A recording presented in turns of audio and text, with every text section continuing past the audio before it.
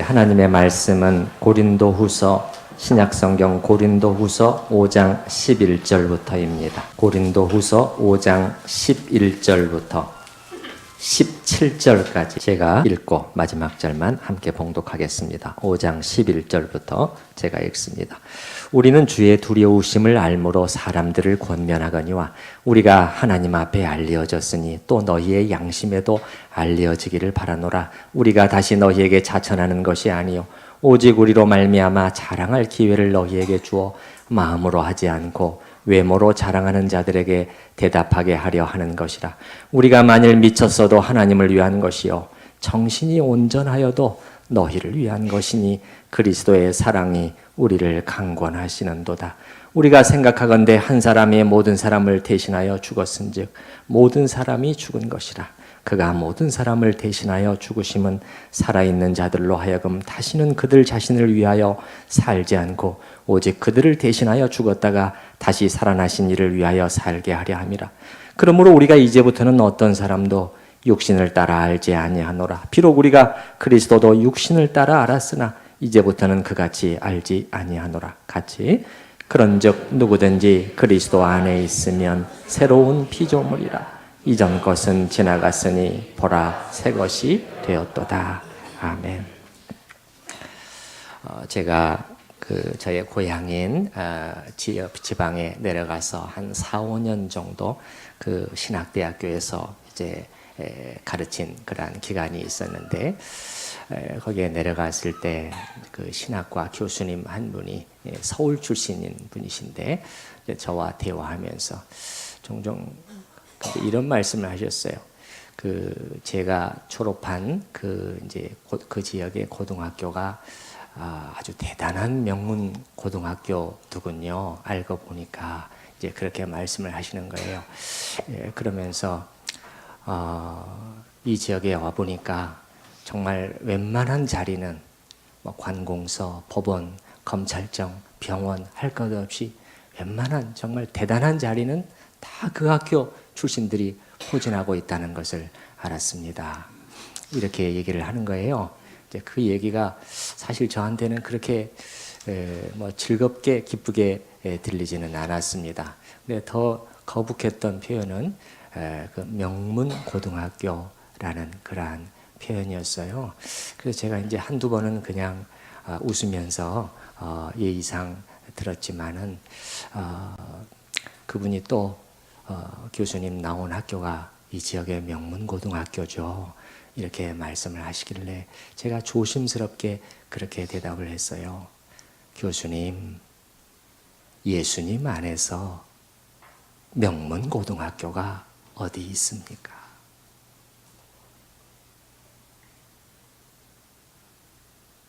저는 진심이었습니다. 중요한 것은 예수님 안에서라는 단어였죠. 예수님 안에서인데, 교수님도 예수님을 믿고 저도 예수님을 믿고, 그리고 우리는 목회자인데, 우리는 신학생을 길러내는 교수인데, 목회자를 길러내는. 그런데 예수 안에 있으면, 성경은 5장 17절에 보게 되면 그런즉 누구든지 그리스도 안에 있으면, 이렇게 있게 되면은 혁명적인 변화가 일어나는 것이 그리스도 안에 있으면이라고 하는데, 그래서 새로운 피조물이다, 새로운 창조물이다 라고 말할 정도로 성경은 말하고 있는데, 그런데 우리가 옛 기준을 그대로 가지고 있으면 되겠습니까 하는 저의 참 안타까운 마음을 그렇게 표현한 것이었는데, 사도 바울은 과연 오늘 본문을 보게 되면은 이 17절의 새로운 피조물이라는 것이 그냥 얻고 그냥 구호가 아니라, 그냥 구호에 그치는 것이 아니라 정말 우리의 생각과 삶의 모든 영역 속에서 새 것이 되었도다 라는 그것이 어떻게 나타나는가 하는 것을 우리에게 말씀해 주고 있습니다. 먼저는 11절과 12절에서 새로워진 우리의 자랑, 새로워진 우리의 인정에 대해서 말씀하고 있습니다. 그리스도 안에서 새롭게 된 자의 자랑은 어디 있는 것인가? 자랑은 어디 있는 것인가? 12절에 보게 되면 사도 바울은 자랑이라는 단어를 2번이나 쓰고 있죠. 중간 정도에 보게 되면 오직 우리로 말미암아 자랑할 기회를 너희에게 주어. 그 다음에 보시게 되면 마음으로, 거기서부터 같이 읽어보십시다. 마음으로 하지 않고 외모로 자랑하는 자들에게 대답하게 하려 하는 것이라. 마음으로 하지 않고 외모로 자랑하는 어떤 사람들이 있었다는 것이에요. 누구였냐? 그것은 제가 지난번에도 좀 말씀을 드렸습니다만 고린도 교회 안에 무슨 일이 생겼다. 안 좋은 일이 생긴 거예요. 사탄이 이제 노략질을 시작을 하는 것이죠. 그래서 거짓 지도자들이 이제 일어나게 되었는데 사도 바울은 나중에 11장에 보게 되면 이들을 거짓 사도라고 부르는 것으로 봐서 그들이 자기를 사도라고까지 주장을 했고 영향력을 끼치고 있었다는 것을 알 수가 있어요. 그러면서 속이는 일꾼이다 또 이렇게 말을 합니다. 그런데 그 거짓 지도자들을 속에서 이제 이들이 이제 사도 바울을 대적하게 만든 거죠. 교인들을 선동해 가지고 그렇게 한 것인데 그들에게서 발견되는 한 가지 어떤 특성이 있었다는 거예요. 사도 바울이 그거를 간파해낸 것이죠. 그게 뭐죠? 12절입니다. 외모로 자랑하는 자들이었다는 거예요. 외모, 겉으로 나타나는 어떤 것들을 자랑했다는 거예요. 우리는 예수 그리스도를 자랑해야 되는 것인데 이제는 나를 자랑할 것이 없어졌다고. 그것이 그 하나님의 뜻인 것인데 사도 바울의 관점은 그거였어요. 그런데 은근히 자기를 내세우고 자기를 자랑하고 자기의 똑똑함, 잘남, 능력, 은사, 뭐 영적인 체험 여러 가지가 있을 수 있었겠지만 그렇게 하면서 은근히 자기의 영광을 교회 안에서 취하고 하나님의 영광을 슬그머니 도둑질하는 것이죠. 그러면서 사역을 하면서 오히려 사역 속에서 자기의 이익을 계산하고 도모하는 그런 사람들. 사도 바울은 그들을 마음으로 하지 않고 외모로 자랑하는 자들이다 이렇게 표현하고 있는 것입니다. 외모를 자랑한다? 그게 무슨 뜻인가? 여기 우리가 이 지난번에 봤습니다. 외모라는 단어와 가장 가까운 단어가 4장 16절에서 우리는 봤습니다. 여러분 지난주에 본 4장 16절의 말씀을 잠깐 보시기 바랍니다. 외모를 자랑하는 것, 그거하고 가장 가까운 한 단어가 있다면 16절에서 무슨 단어일까요? 겉사람이라고 말씀드렸습니다. 오해하지 말라고 말씀드렸어요. 겉사람은 낡아지나 속사람은 새롭다. 이 말을 그냥 잘못하면 나이가 들면서 우리의 신체는 계속해서 노쇠해 가지만은 우리의 영혼은 새로워진다. 단지 그런 의미가 아니고 여기서의 겉사람과 속사람은 뭐냐? 속사람은 뭐냐? 예수 안에서 성령에 의해서 새로이 태어난 나의 새 사람이라는 거예요. 예수 안에서 성령에 의해서 전적으로 새롭게 태어난 창조된 그러한 나의 새 사람이요. 겉사람은 뭐냐? 나의 옛사람인데 특별히 어떤 옛사람이냐? 나의 그 외적인 것들을 자랑하고 겉사람이니까요. 겉의 것들을 내세우고 높이는 그러한 옛사람, 나의 옛사람이라는. 그럼 바울의 목표는 뭐냐는 거예요. 16절에. 나의 겉사람은 어떻게 해서든지 쇠하고 낡아지게 만들고 없어지고 망하게 만드는 것. 그게 나의 목표다. 그래서 겉으로 보기에는 점점 더 나는 볼품 없어진다. 내세울 것은 점점 사라진다. 그거예요. 그게 나의 목표라는 거예요. 그런 반면에 나의 속사람. 예수님 안에서 새로 거듭난 새 사람은 갈수록 새로워지고 아름다워지고 고결해지고 주님을 닮아가고 향기를 발휘하는 그것이 나의 목표라는 거예요. 그런데 이 거짓 교사들은 그게 아니었다는 거예요. 그들의 지향점은 외모로 자랑하는 자들, 겉사람이었다는 거예요. 근데 일부 분별력이 없었던 고린도 교인들이 여기에 넘어가고 말았습니다. 그래서 이제 교회가 흔들리게 된 것이죠.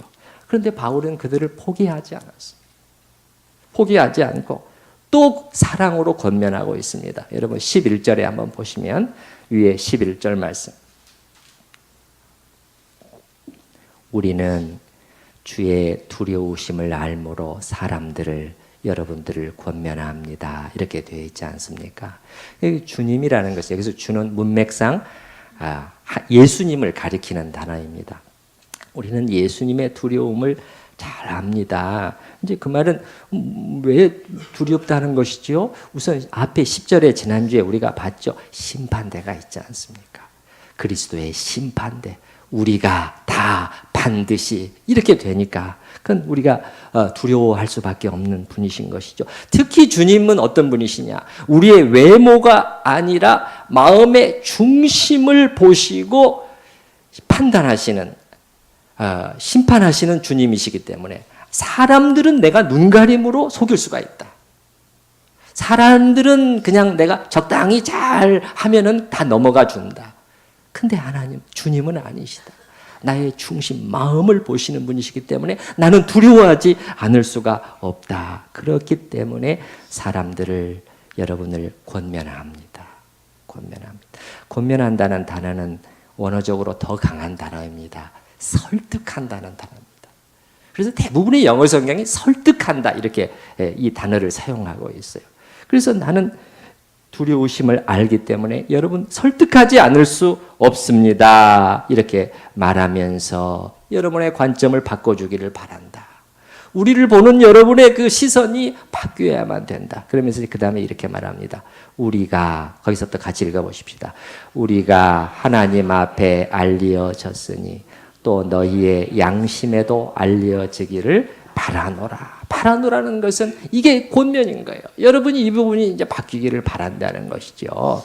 그러면 사도 바울은 첫째는 하나님 앞에, 둘째는 그들의 양심 속에 이렇게 말하고 있네요. 그러면 하나님 앞에 우리는 알려졌답니다. 이미 하나님 앞에는 알려졌다는 거예요.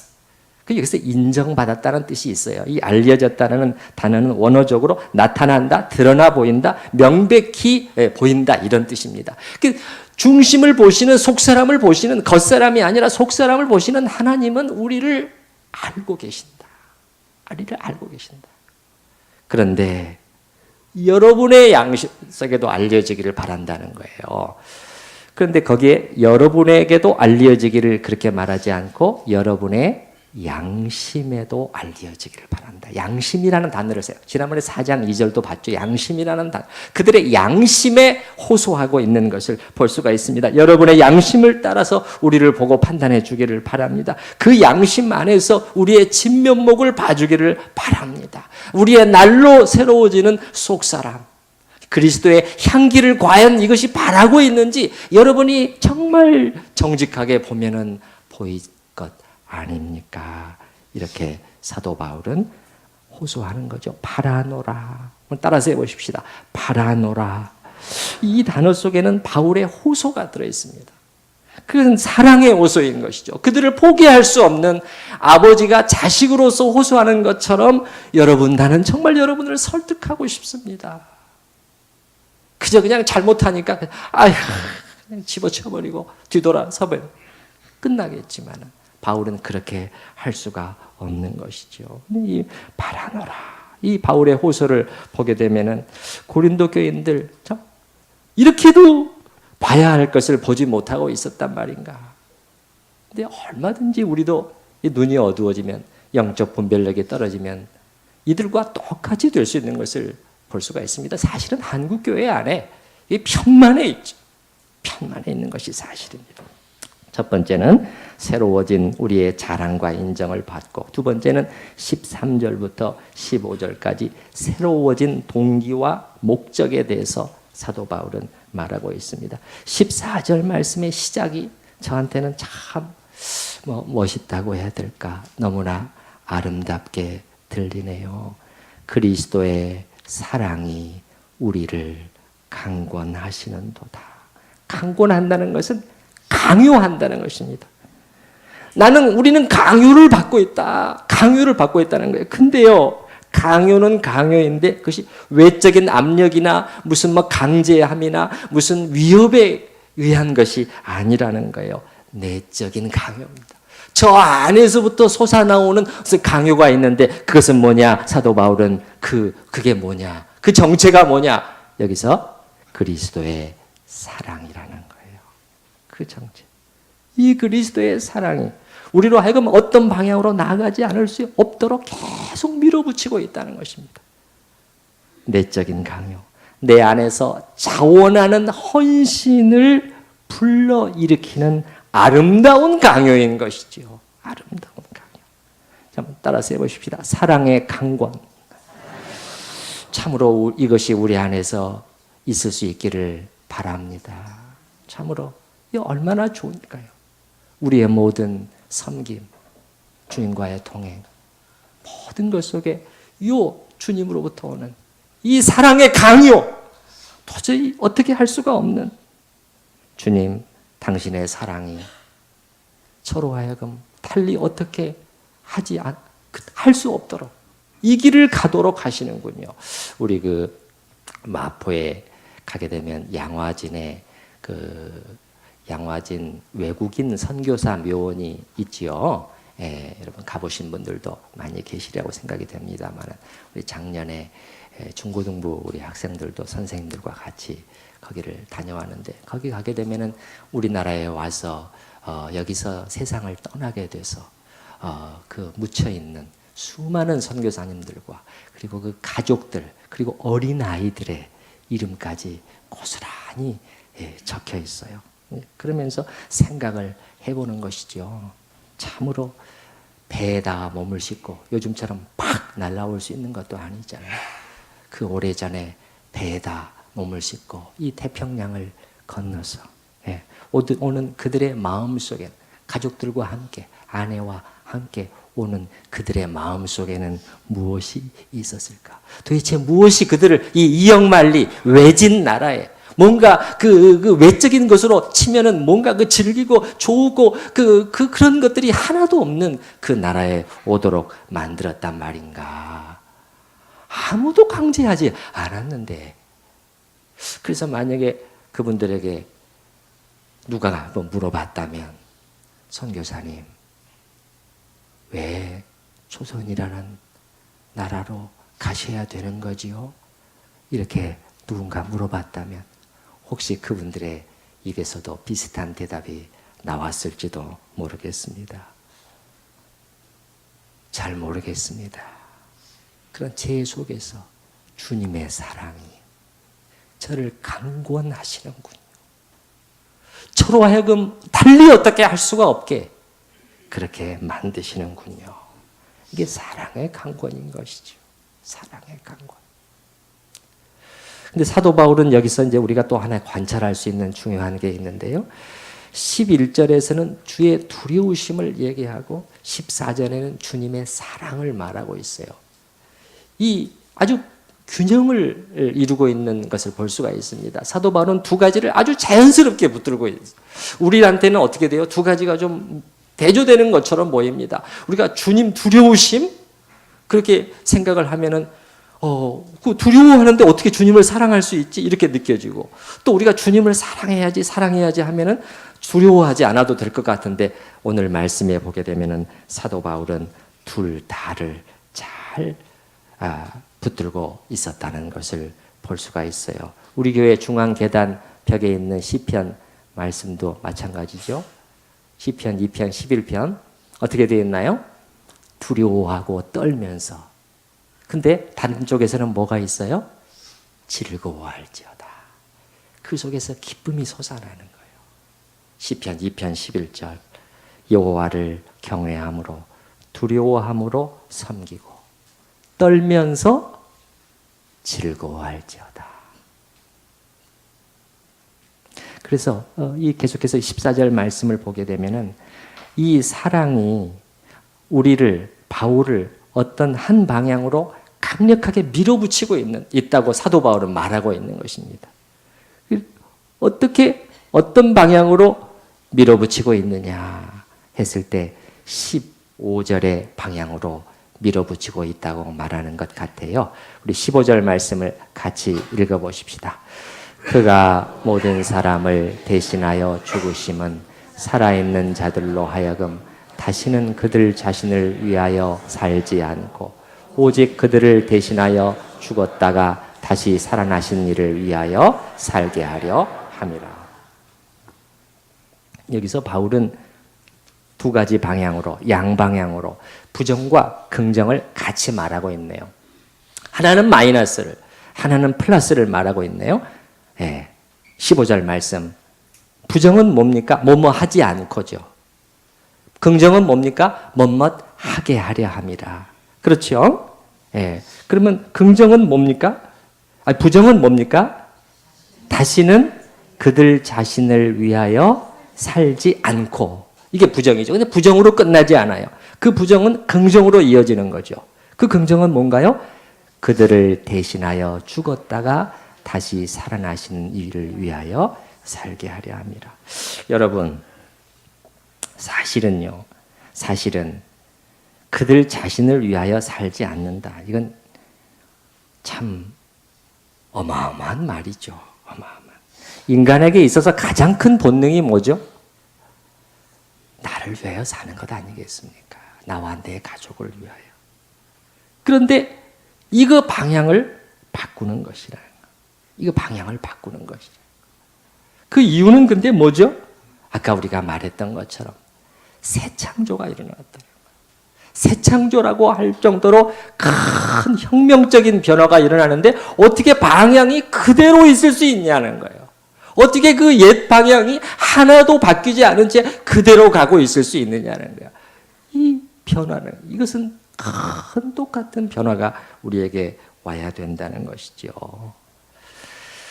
그래서 15절 말씀을 보면서 적어도 한 가지 확실해지는 것은 우리를 불러주신 부르심의 이유와 목적이 적어도 한 가지는 확인은 되는 것이지요. 여기 잘 보시게 되면 15절 그가 모든 사람, 우리 모든 사람을 대신하여 죽으심은, 그 말은 무슨 말입니까? 죽으신 이유는, 그 목적은 뭐냐? 그 목적은 뭐죠, 여러분? 예수님께서 우리를 위해 죽어주신 목적이 뭐죠? 그래서 우리로 하여금 이 땅에서 해피하게 잘 살다가 그리고 이제 천국에 잘 안착하는 그것이 전부일까요? 성경에 보게 되면은 그렇게 말하지 않아요. 모든 사람을 대신하여 죽으신 이유는 다시는 이렇게 하지 않고 이렇게 살게 하려 하심이라. 자, 15절 말씀을 조금 더 들여다볼 필요가 있겠습니다. 우리가 이 말씀이 우리를 향한 부르심이기 때문에 이 말씀이 의미하지 않는 것은 뭐고 의미하는 것은 뭔가를 좀 구별을 할 필요가 있겠습니다. 먼저 아닌 것은 뭐죠? 나를 위하여 살지 않고 주님만을 위하여 산다는 것은 이런 것인가요? 아무 일도 하지 않고 하루 종일 성경만 읽고 기도하고 전도하고 교회에만 와서 산다. 그런 뜻일까요? 그건 아니죠. 그건 아니죠. 사도 바울이 이렇게 말했어요. 그러면 뭘까요? 제가 볼 때는 일단 위에 9절 말씀, 지난주에 본 9절 말씀이 떠오르네요. 9절 말씀. 그런즉 잠깐 보셔요. 우리는 몸으로 있든지 떠나든지 주를 뭐하는? 기쁘시게 하는 자가 되기를 힘쓰노라. 그러니까 우리의 삶에 제가 말씀드렸죠. 우리의 일생이라는 것은 선택과 결정의 연속이다. 우리의 인생이라는 것은 선택과 결정으로 구성되어 있다고 말할 정도로 우리는 계속해서 결정해 나간다고 그랬죠. 그때 9절 주를 나를 기쁘게 하는 선택을 하는 것이 아니라 주님을 기쁘게 하는 선택을 한다는 것이죠. 또 하나는 이렇게도 말해볼 수 있겠습니다. 무슨 일을 하든지 성경의 표현에 따르면 먹든지 심지어 마시든지 그 목적이 뭐냐? 그 목적이 누구를 위하여? 주님을 위하여. 이게 어떻게 이럴 수가 있느냐? 세상 사람들은 상상할 수도 없는 것이죠. 상상할 수도 없는 것이죠. 이게 전환이라는 거예요. 이게 전환이라는 거예요. 그게 어떻게 한꺼번에 될 수가 있겠습니까? 너무 거창하게 계획 세우지 마시고요. 오늘 하나라도 이렇게 바꿀 수 있다면 주님을 위하여 바꿀 수 있다면 그건 승리인 것이죠. 예를 들어서 오늘 아침 자리에서 일어나서 또 하루 주셨구나. 오늘 어떻게 살아야 되는 것이지? 오늘 어떻게 살아야 되는 것이지? 내가 좀 어떻게 하면 즐거울 수 있고 내가 어떻게 하면 더 웃을 수 있고 그게 아니라는 거예요. 여기 15절 말씀에 보게 되면 그게 아니고 내가 웃는 것 그것보다 더 중요한 게 있다는 거예요. 주님을 위하여, 주님을 웃게 만드는 것이죠. 아침 식사를 하면서도 내가 왜 이 음식을 먹는 거죠? 내가 단순히 음식을 즐기고 건강하고 그래서 인생을 즐겁게 잘 살기 위하여? 그게 전부인가요? 여러분, 그게 전부이십니까? 우리에게는 그것만이 전부가 아니라는 것이죠. 주일 아침 교회를 향해 오면서도 또 마찬가지인 것이죠. 우린 교회를 향해 오면서 저기 보게 되면은 나를 위해서가 아니라 주님을 위해서 이 교회를 향해서 발걸음을 옮기는 것이죠. 우리가 이런 자세로 온다면은 성도들이 나를 좀 인정해 주지 않았다고, 나를 좀 서운해하게 했다고 그냥 기분이 상해하면서 낙심하고 불평 가운데 빠질 수만 있을까요? 우리가 이런 자세로 온다면은 오히려 반대로 주님께 묻곤 하지 않을까요? 주님, 이 주님께서 보내주신 이 사랑의 공동체 가운데서 주님, 제가 어느 부분에서 섬겨야 되는 것인가요? 그거 묻지 않겠어요? 그거 묻지 않겠어요? 내가 혹시 다가가서 이렇게 따뜻한 인사라도 한마디 건네줘야 될 우리 지체는 없는 것인가요?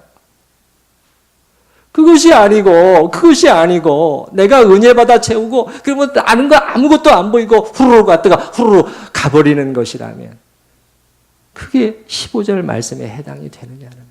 15절 말씀에 우리를 불러주시고 구원해 주신 그 목적이 뭐냐는 거예요.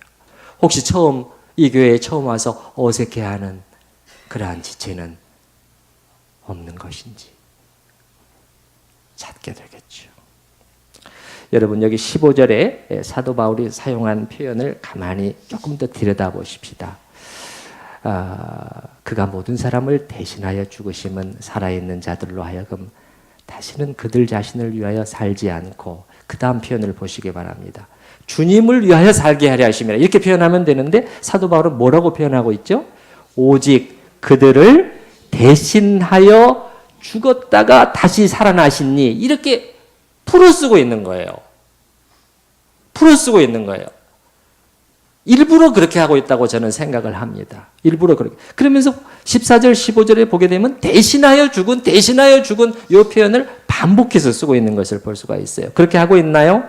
14절에도 보게 되면은 중간 정도 우리가 생각하건대 한 사람이 모든 사람을 대신하여 죽었은지. 15절에 다시 그가 우리 모든 사람을 대신하여 죽으시면, 뒤에도 다시 그들을 대신하여 죽었다가. 그게 무슨 말이죠? 대신하여 죽었다는 것은 뭐냐면은 이 표현 속에서 주님과 너의 관계가, 주님이 너에게 어떤 분이신가를 잊어서는 안 된다는 거예요. 잊지 말라는 거예요. 네가 사형수로서 서야 될 그 자리에 주님이 서신 것이 아니냐. 그게 대신하여죠. 그리고 너를 석방해 주신 분 아니냐.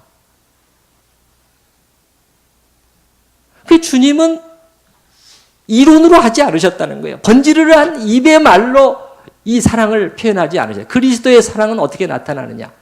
이렇게 십자가에서 온전히 자기를 깨뜨리시는 그 삶으로, 행동으로, 주심으로 자기를 표현하시지 않았느냐. 그렇다면 대신하여 잊지 말라는 거예요. 대신하여 잊지 말라. 이렇게 사도 바울은 이렇게 말하면서, 그렇기 때문에 바로 우리가 우리 자신을 위하여 살지 말고 주님을 위하여 살아야 될 이유를 설명해 주는 것이죠. 사도 바울은 더 나아가서 뭐라고 말하냐면, 사실은 뭐냐? 그렇기 때문에 우리가 이미 다 죽은 거야. 우리는 이제 없는 거야. 대신하여 죽으셨어요. 그렇게 말하고 있어요. 여러분, 그렇게 말하고 있습니까? 14절 말씀을 보시기 바랍니다. 14절 말씀 같이 읽어보십시다. 그리스도의 사랑이 우리를 강권하시는도다. 우리가 생각하건대 한 사람이 모든 사람을 대신하여 죽었은즉 모든 사람이 죽은 것이다. 실제로 우리는 죽은 것이라요. 이제는 우리가 없다는 거예요. 내가 없다는 거예요. 맞습니까? 적어도 그것이 성경이 분명히 선언하고 있는 거죠. 로마서 6장에서도 우리가 알거니와 우리 옛사람이 예수와 함께 십자가에 못 박힌 것을. 여러분이 죽었다고 생각을 해보시기 바랍니다. 그 사형수로서 이미 끝장난 인생이에요. 사실은 그 형장의 이슬로 사라진 것입니다. 우리가 예수 믿은 다음에. 그리고 이제 나는 전혀 다른 새로운 삶의 동기와 목표로 세워진 것입니다. 그것이 예수 믿는 것이다. 그리고 두 번째 우리 살펴봤고, 마지막으로 세 번째 16절, 17절 말씀에서는 새로워진 관점에 대해서 사도 바울은 말씀하고 있는데요. 16절 말씀 같이 읽어보십시다. 그러므로 우리가 이제부터는 어떤 사람도 육신을 따라 알지 아니하노라. 비록 우리가 그리스도도 육신을 따라 알았으나 이제부터는 그같이 알지 아니하노라. 여기서 두 번 나오는 표현이 뭐냐면은 육신을 따라, 그런 단어가 나오죠. 육신을 따라, 이게 무슨 뜻인가 했을 때 여러 가지 이제 그 해석들이 있는데, 제가 볼 때는 가장 자연스러운 해석은 뭐냐면은 요 앞에 12절과 관련되는 것 같습니다. 12절 뭐죠? 외모로 사람을 보는 것. 그것이 16절에 육신을 따라 사람을 보고 대하는 것을 말하는 것 같습니다. 다시 앞쪽에는 겉사람을 따라, 다 비슷한 말이에요. 사도 바울은 다양하게 표현하고 있는 것 같습니다. 그래서 NIV 성경은 16절에 아예 이렇게 의역을 해놨어요. 그러므로 우리가 이제부터는 어떤 사람도 세상적 관점으로 대하지 아니하노라. 그렇게 의역을 해놨고, 유진 피터슨이라는 분은 뜻풀이를 이렇게 해놨네요. 제가 한번 읽어드려 볼게요. 16절을. 우리가 사람을 소유나 외모로 평가하지 않는 것은 그 같은 결심 때문입니다. 여러분도 알다시피 우리는 일찍이 메시아를 그런 식으로 잘못 바라보았습니다. 우리는 더 이상 그분을 그런 식으로 바라보지 않습니다. 이제 우리는 중심을 봅니다. 그러니까 새로워진 관점인 것이죠. 새로워진 관점인 것이죠. 그래서 바울이 여기 보게 되면, 그 하반절에 보게 되면 그리스도도 사실은 전에는 그런 관점에서 봤다는 것이죠.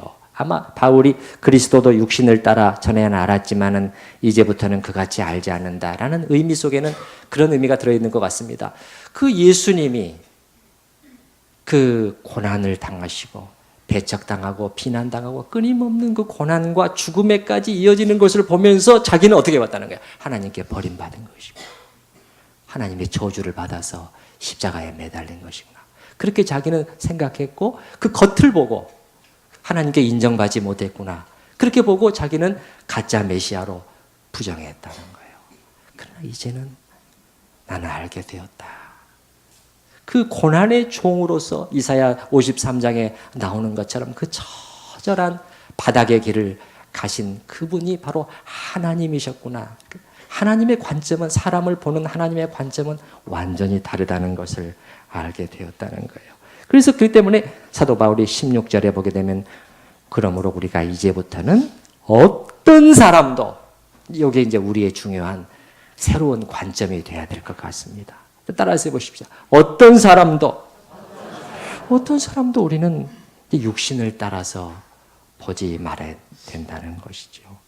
그렇게 하는 이유는 16절에 그러므로 이렇게 되어 있잖아요. 그러므로 이 말은 15절을 가리키는 것이죠. 왜 그렇죠? 이제 우리는 다 죽었고 끝장난 것이 아니냐. 우리 옛사람은 끝났어, 사형장에서.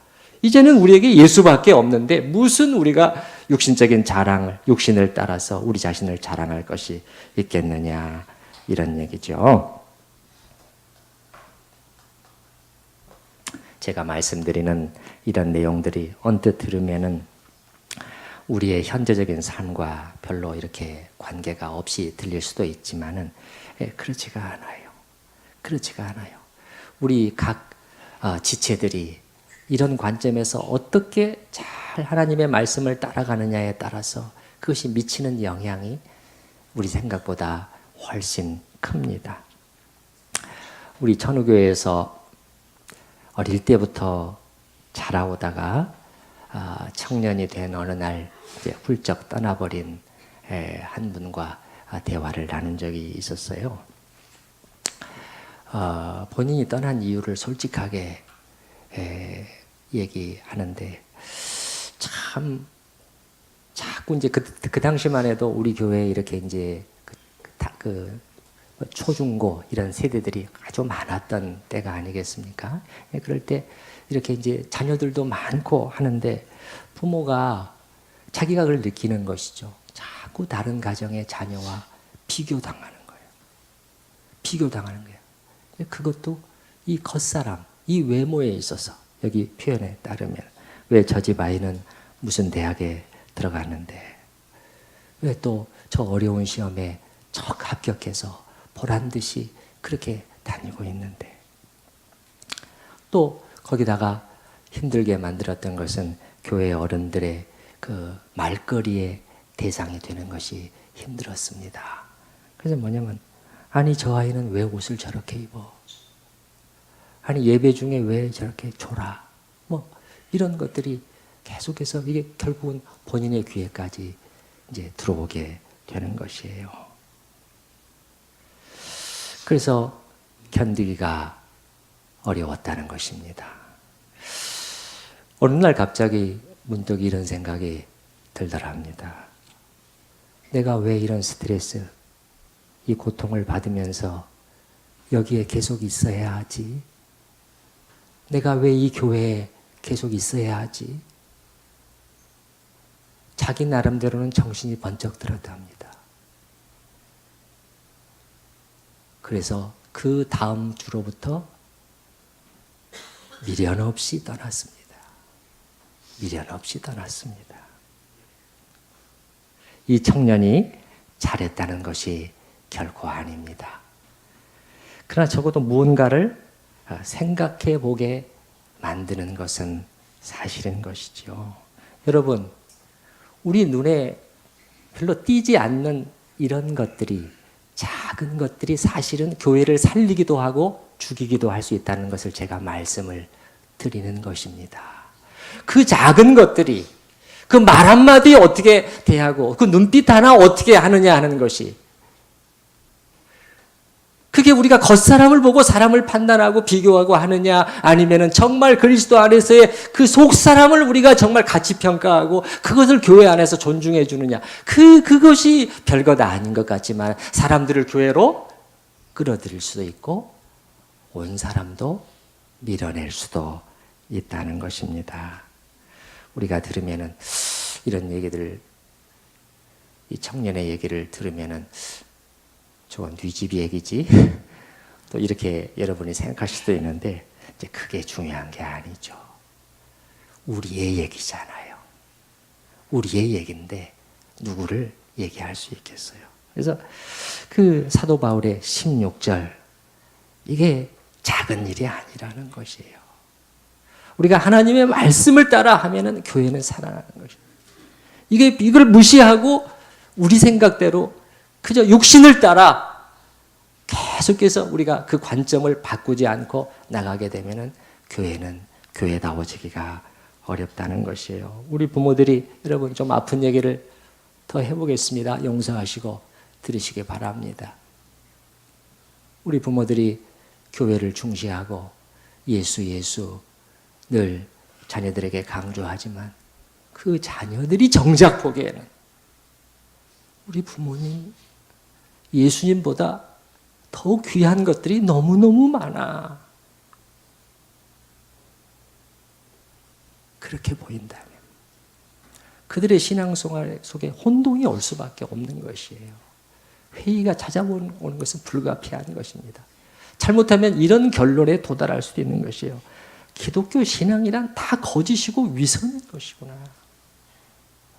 이렇게 무서운 결과까지 초래할 수 있다는 것입니다. 여러분, 16절의 말씀 중요합니다.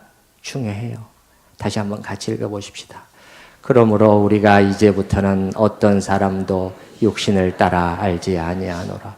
비록 우리가 그리스도도 육신을 따라 알았으나 이제부터는 그같이 알지 아니하노라.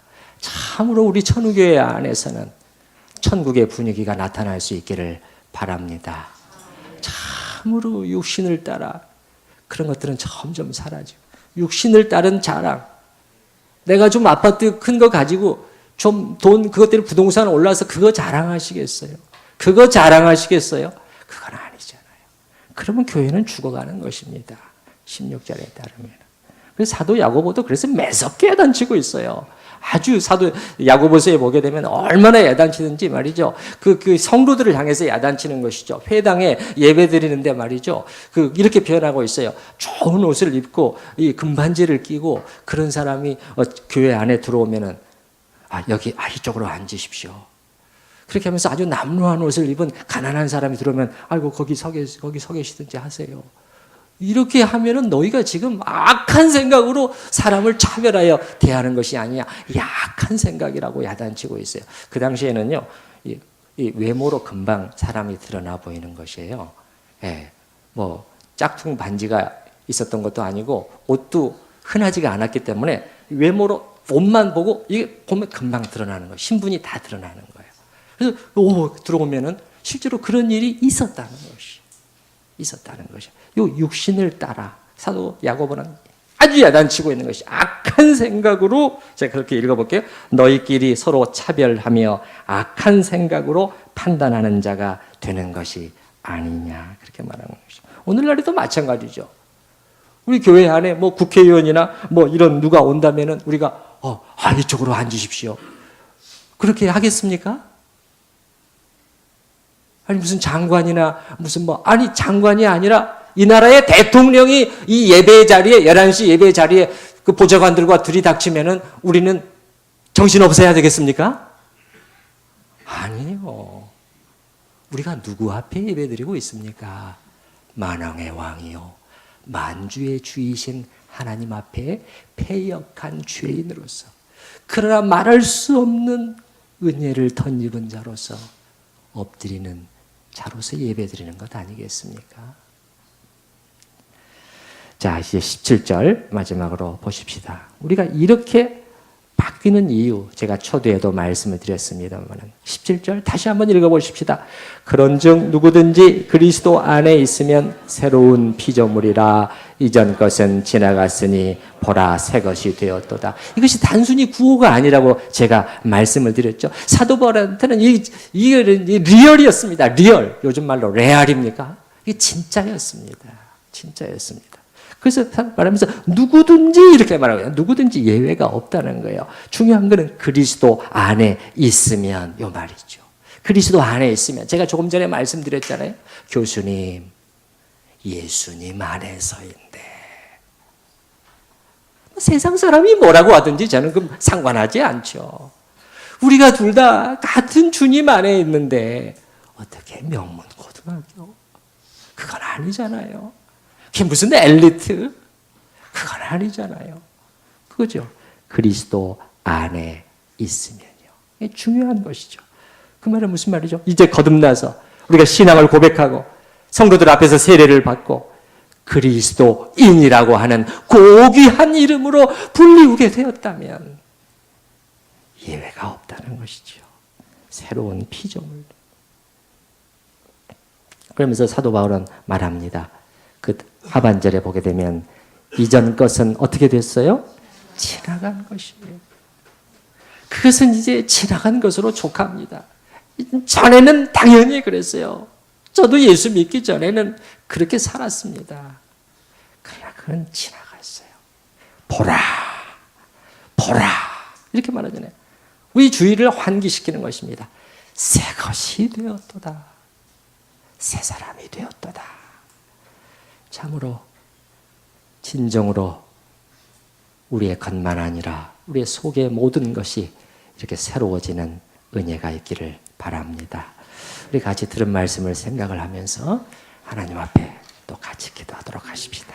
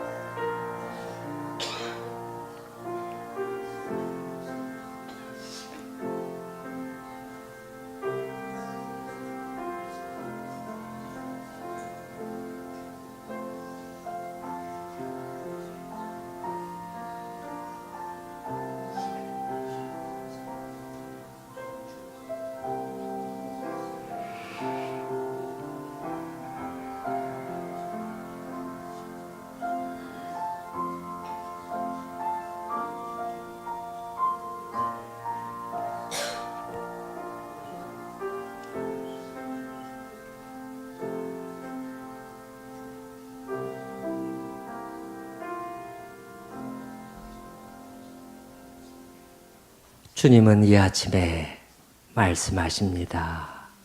보라, 보라, 새 것이 되었도다. 오 주님, 예수 믿는 것, 그저 교회에 다니고 헌금 내는 것, 세례 받는 것, 직분을 받는 것, 그것만이 아닌 혁명적인 변화가, 방향의 커다란 전환이 이루어지는 것이라고 주님은 말씀하고 계십니다. 그래서 새로운 피조물, 새로운 창조물이라고 말씀하고 계십니다. 우리를 구원해 주신 그 부르심의 자리, 주님 말씀을 통하여 다시 확인하였습니다. 다시는 저희 자신을 위하여 살지 않고, 주여 우리의 동기가 새로워지게 하여 주시옵소서. 대신하여 죽으신 주님 잊지 않게 하여 주시옵소서. 어떤 값이 치루어졌는가를 늘 기억하게 하시고, 참으로 주님 이러한 삶, 이러한 전환 우리 힘만으로 될 수 없는 것인 것을 다시 한번 겸손하게 고백하며 주님의 은혜를 구합니다. 그리스도의 사랑의 강권이 있어야 하겠습니다. 오 주님, 우리들의 마음속에, 저 깊은 심령 속에 우리 주님의 사랑을 크게 보게 하시고, 그 사랑이 우리를 강요할 수 있도록, 사랑의 아름다운 강요에 따라서 움직여주는 저희의 삶으로 나타날 수 있도록 함께하여 주시옵소서. 예수님의 이름으로 기도드립니다. 아멘. 찬송가 421장 같이 찬양하시겠습니다.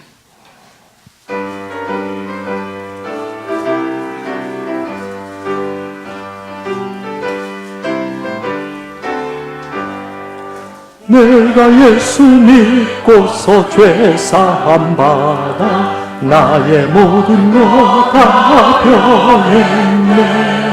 지금 내가 가는 길 천국 길이요, 주의 피로 내 죄가 씻겼네. 나의 모든 것 변하고 그 피로 구속 받았네. 하나님은 나의 구원 되시오니 내게 정죄함 없겠네. 주님 밝은 빛 되사 어둠에 지니 나의 모든 것 다 변했네. 지금 내가 주 앞에 온전케 되는 주의 공로를 의지함일세. 나의 모든 것 변하고 그 피로 구속 받았네. 하나님은 나의 구원 되시오니 내게 정죄함 없겠네. 내게 성령 임하고 그 크신 사랑 나의 맘에 가득 채우며 모든 공포 내게서 물리치시니 내 맘 항상 주 안에 있겠네. 나의 모든 것 변하고 그 피로 구속 받았네. 하나님은 나의 구원 되시오니